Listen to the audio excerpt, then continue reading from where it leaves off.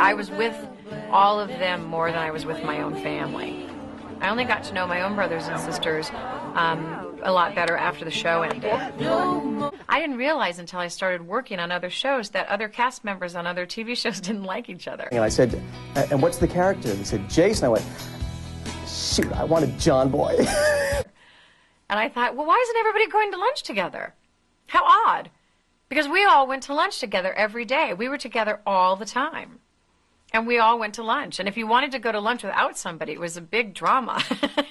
Like, no, well, you can't. We all have lunch together. Jim Bob got the house? I know there was a time when I had a kind of a crush on Judy, and apparently she did too on me, but we didn't know it. So, you know, you kind of go, later you go, ah, if I'd only known. I heard the show got canceled. It was in the newspaper. No one called us. The network didn't let us know. It was a pretty horrible feeling. I was an only child, and suddenly I knew what it was like to be part of a big family. We never called her Ellen or Miss Corby. We always called her Grandma. At one point I had a little crush on Eric. At one point I had a little crush on John. And I had a little crush on Richard. But David was way too young, you know. People would come to me and say, you know, you're the pretty one. Like it was a secret and it was a covert, negative, bad thing. And don't tell anybody. And don't tell anyone I said this to you, but I think that you're the pretty one.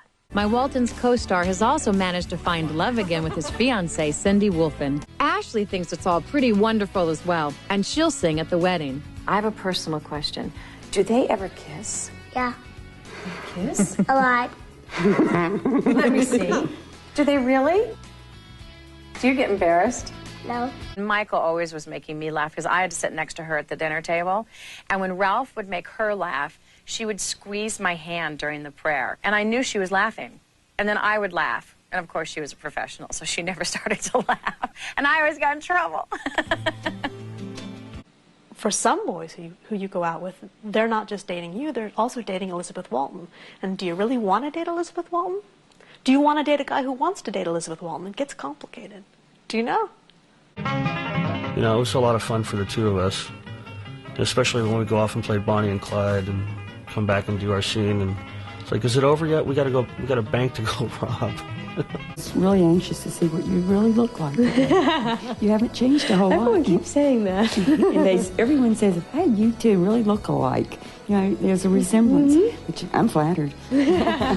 Judy Norton's now living in Canada, still acting as well as teaching film and drama. But her main supporting role these days is being a mother to her son, 7-year-old David. Life imitating art, John Walmsley's made a career in music, just like Jason Walton.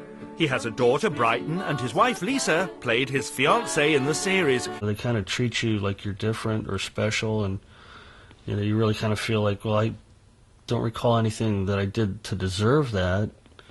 You know, it kind of puts you off balance a little bit. At least for me personally, it does. I think it made me socially introverted in a lot of ways. I didn't like being recognized, and so I think I was very private, whereas normally I might not have been. Mary called me up and said, you're going to be a grandma. So there you are, life and art mixing, huh? That's true.